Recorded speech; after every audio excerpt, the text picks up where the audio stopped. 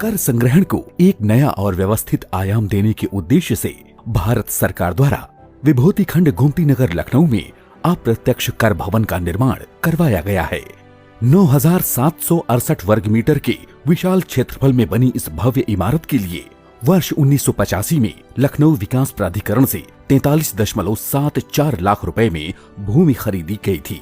वर्ष 2017 से CPWD द्वारा भवन निर्माण का कार्य प्रारंभ किया गया और आज ये भव्य भवन बनकर तैयार हो चुका है।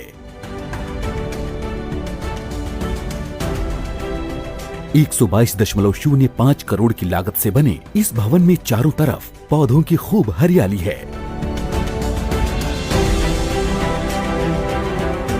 7 तलों वाले भवन के निर्माण में खुली जगह का भरपूर प्रयोग किया गया है। भवन में A, B, C 3 ब्लॉक हैं। लगभग 557 से ज्यादा अधिकारियों और कर्मचारियों के लिए बनाए गए इस अत्याधुनिक सुविधाओं वाले भवन में लगभग 447 से ज्यादा वाहनों के लिए 2 तलों की भूमिगत पार्किंग का भी निर्माण करवाया गया है।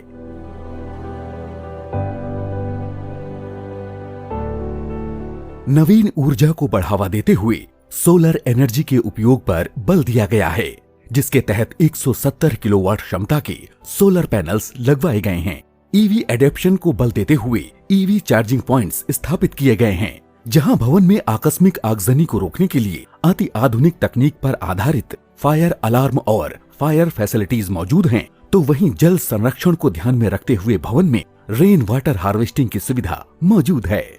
पूरे भवन परिसर में 24 घंटे सुरक्षा व्यवस्था को ध्यान में रखते हुए CCTV कैमरे और मॉनिटरिंग रूम स्थापित किए गए हैं।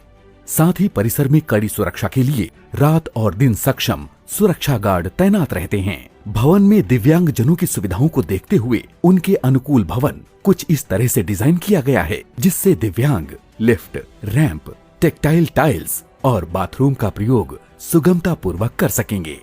भवन की अंदरूनी बनावट को देखें तो भवन के प्रवेश द्वार पर स्थित स्वागत कक्ष में लगे विशाल झूमर की भव्यता देखते ही बनती है।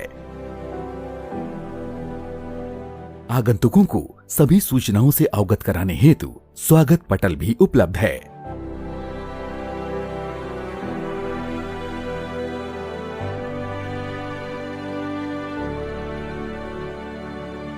कार्यालय में अधिकारियों और कर्मचारियों के लिए पर्याप्त कक्ष और स्थान उपलब्ध हैं, जो उनकी कार्य क्षमता को बेहतर बनाते हैं।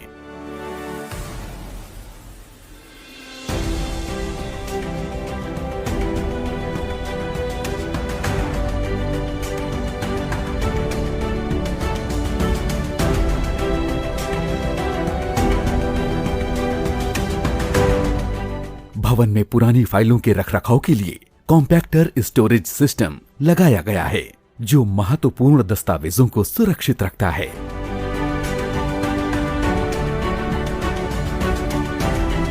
यहाँ विभिन्न गतिविधियों के लिए एक मल्टीपर्पज हॉल, आवश्यक मीटिंग और डिस्कशन के लिए अत्याधुनिक सुविधाओं वाला कॉन्फ्रेंस रूम, प्रशिक्षण के लिए ऑडियो विजुअल ट्रेनिंग रूम, बाहर से आने वाले ट्रेनीज के लिए हॉस्टल, फैकल्टीज के लिए आधुनिक सुविधाओं से युक्त गेस्ट हाउस जैसी सुविधाएं मौजूद हैं। सुविधाओं की इसी श्रृंखला में भवन में पुस्तकालय की भी व्यवस्था है, जिसमें कर से संबंधित पुस्तकें तथा अन्य साहित्यिक पुस्तकें उपलब्ध हैं। जलपान के लिए ग्राउंड फ्लोर पर कैंटीन की समुचित व्यवस्था है। इसके साथ ही फिटनेस के लिए आधुनिक उपकरणों से सुसज्जित जिम एवं स्पोर्ट्स रूम भी उपलब्ध है।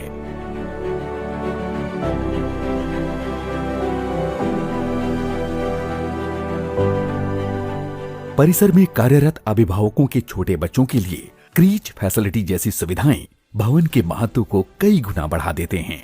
भवन को सुंदर और आकर्षक बनाने में यहाँ बेहतरीन लाइटिंग की व्यवस्था की गई है, जो भवन को रात में एक चमकते हुए हीरे का एहसास कराती है।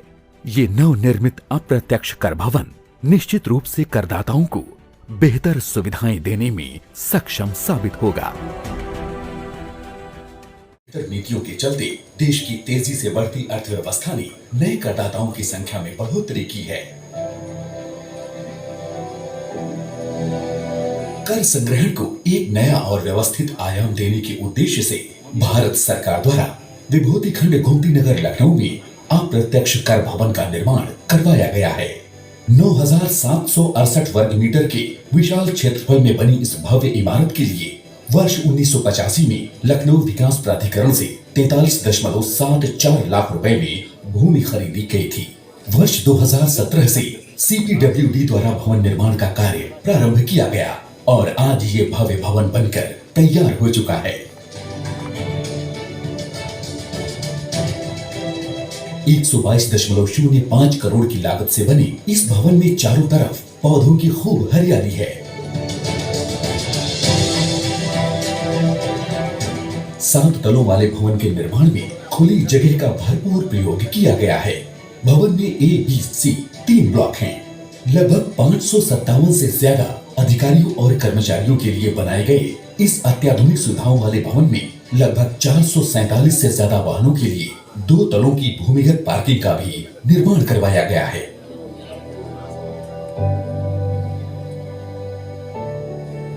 नवीन ऊर्जा को बढ़ावा देते हुए सोलर एनर्जी के उपयोग पर बल दिया गया है, जिसके तहत 170 किलोवाट क्षमता के सोलर पैनल्स लगवाए गए हैं। ईवी एडेप्शन को बल देते हुए ईवी चार्जिंग पॉइंट्स स्थापित किए गए हैं, जहां भवन में आकस्मिक आगजनी को रोकने के लिए अति आधुनिक तकनीक पर आधारित फायर अलार्म और फायर फैसिलिटीज मौजूद हैं, तो वहीं जल संरक्षण को ध्यान में रखते हुए भवन में रेन वाटर हार्वेस्टिंग की सुविधा मौजूद है। पूरे भवन परिसर में 24 घंटे सुरक्षा व्यवस्था को ध्यान में रखते हुए CCTV कैमरे और मॉनिटरिंग रूम स्थापित किए गए हैं।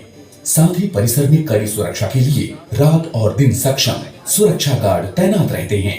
भवन में दिव्यांग जनों की सुविधाओं को देखते हुए उनके अनुकूल भवन कुछ इस तरह से डिजाइन किया गया है, जिससे दिव्यांग लिफ्ट, रैंप, टेक्टाइल टाइल्स और बाथरूम का प्रयोग सुगमता पूर्वक कर सकेंगे। भवन की अंदरूनी बनावट को देखें तो भवन के प्रवेश द्वार पर स्थित स्वागत कक्ष में लगे विशाल झूमर की भव्यता देखते ही बनती है।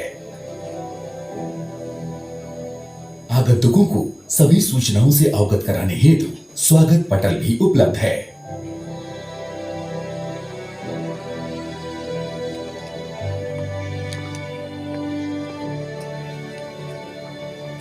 कार्यालय में अधिकारियों और कर्मचारियों के लिए पर्याप्त कक्ष और स्थान उपलब्ध हैं, जो उनकी कार्य क्षमता को बेहतर बनाते हैं।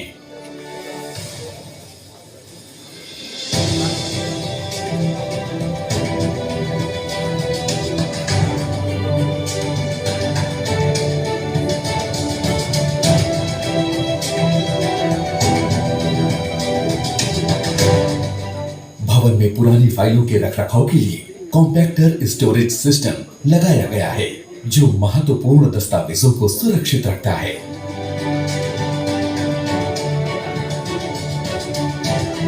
यहाँ विभिन्न गतिविधियों के लिए एक मल्टीपर्पज हॉल, आवश्यक मीटिंग और डिस्कशन के लिए अत्याधुनिक सुविधाओं वाला कॉन्फ्रेंस रूम, प्रशिक्षण के लिए ऑडियो विजुअल ट्रेनिंग रूम, बाहर से आने वाले ट्रेनीज के लिए हॉस्टल, फैकल्टीज के लिए आधुनिक सुविधाओं से युक्त गेस्ट हाउस जैसी सुविधाएं मौजूद हैं। सुविधाओं की इसी श्रृंखला में भवन में पुस्तकालय की भी व्यवस्था है, जिसमें कर से संबंधित पुस्तकें तथा अन्य साहित्यिक पुस्तकें उपलब्ध हैं। जलपान के लिए ग्राउंड फ्लोर पर कैंटीन की समुचित व्यवस्था है। इसके साथ ही फिटनेस के लिए आधुनिक उपकरणों से सुसज्जित जिम एवं स्पोर्ट्स रूम भी उपलब्ध है।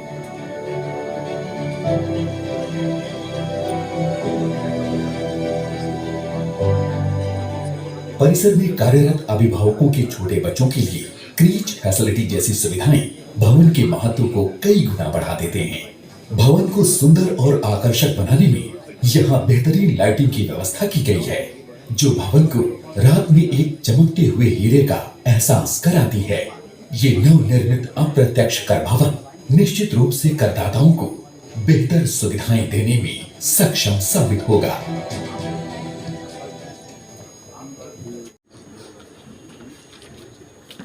तो पूरी विनम्रता और पूरे सम्मान के साथ हम आमंत्रित करना चाहेंगे आज के आयोजन के मुख्य अतिथि माननीय केंद्रीय वित्त राज्य मंत्री श्री पंकज चौधरी साहब को कि कृपया सभागार को अपने संबोधन और आशीर्वचन से अनुग्रहित करने का कार्य।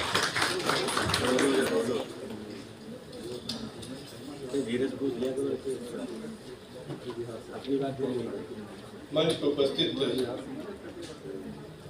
सीबीएसई के मेंबर श्री राजू तलवार जी, प्रिंसिपल सीसी श्री प्रमोद कुमार जी,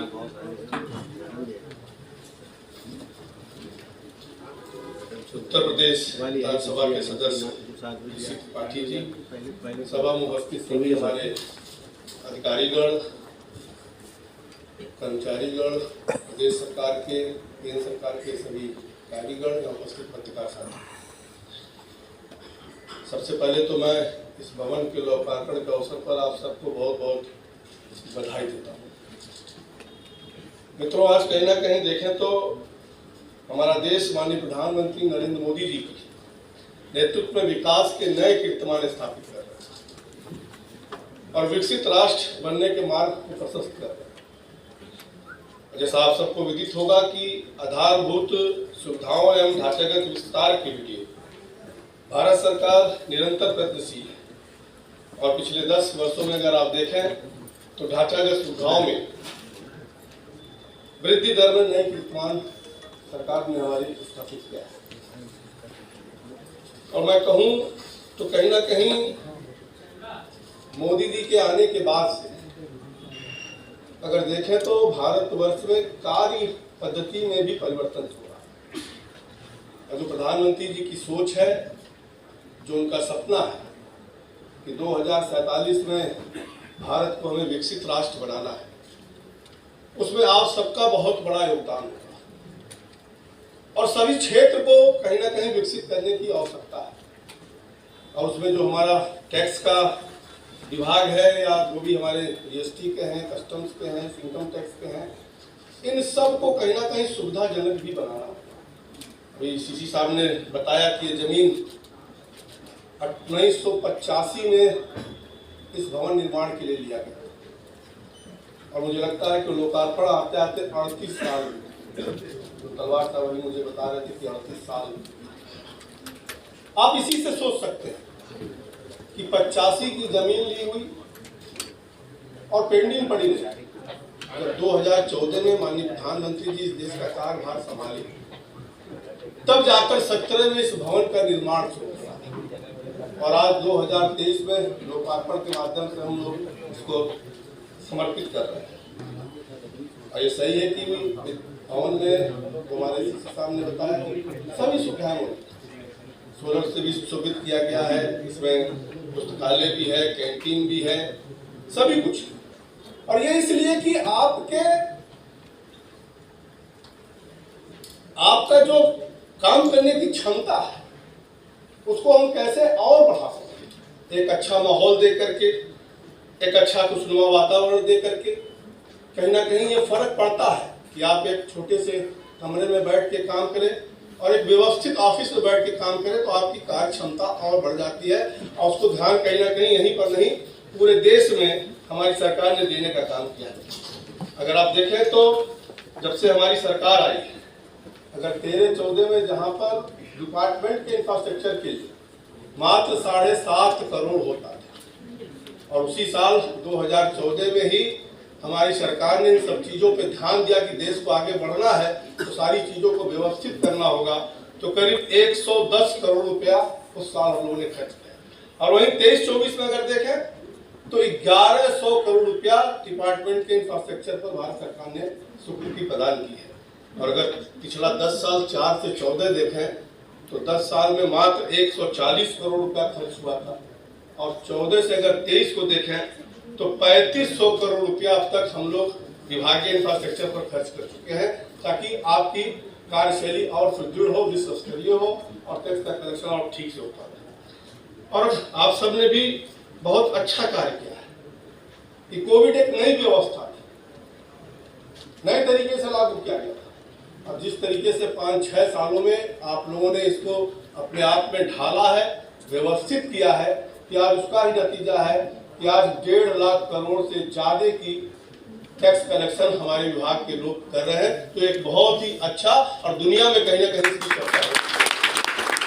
यहाँ तक कि कोविड के समय जब पूरा देश ठप पड़ा था तो सीबीआईसी के हमारे चाहे जीएसटी के लोग रहे हो चाहे कस्टम के लोग रहे हो, जब देश में आवश्यकता थी, दवाइयाँ आनी भी थी, दवाइयाँ जानी भी थी, उस समय हमारे विभाग के सभी अधिकारियों ने जान हथेली पे लेकर के राष्ट्र का सेवा करने का काम किया।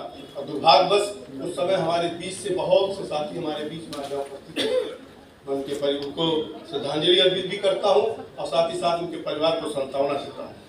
और अगर दिन प्रतिदिन देखें तो पिछले वर्ष से अगर इस साल की तुलना करें तो 21% की वृद्धि जीएसटी में पूरे देश में हुई है। और लखनऊ की बात करें तो 15% की वृद्धि हुई है। अच्छा रहा है, लेकिन मुझे चूंकि मैं उत्तर प्रदेश से ही आता हूँ, मुझे अपेक्षा भी होगी यहाँ कि आपने अच्छा काम किया, 15% की वृद्धि की है। लेकिन अगर देश का जो हमारा औसत है, अगर उसके नजदीक या उससे आगे हम पहुंचे तो हमें बड़ी प्रसन्नता होगी। और आप सबसे मैं रिक्वेस्ट करूंगा कि आप सब थोड़ा और इसमें प्रयास करें कि हमारी वृद्धि और बढ़े। माननीय प्रधानमंत्री जी जब से देश में आए हैं, अगर आप देखें तो डे 1 से कहीं ना कहीं देश को कैसे हमको आगे बढ़ाना है, चाहे वो इंफ्रास्ट्रक्चर हो, चाहे शिक्षा हो, चाहे स्वास्थ्य हो, चाहे औद्योगिक का माहौल हो, चाहे स्किल डेवलपमेंट हो, चाहे आम आदमी को सुविधा देने के लिए विश्वकर्मा योजना हो, कह लीजिए कि बड़ी से छोटा स्कीम ले करके सर्वांगीण विकास सभी क्षेत्र को कैसे मजबूत किया जाए। और देश में आने के बाद सबसे पहले उन्होंने औद्योगिकरण को माहौल बनाने का प्रयास किया। पहले तो देश में माहौल ठीक किया, फिर देश में जो तमाम समस्याएं थी, जो कानून थे, 1500 से ज्यादा कानूनों को समाप्त करने का था। उसमें एक कानून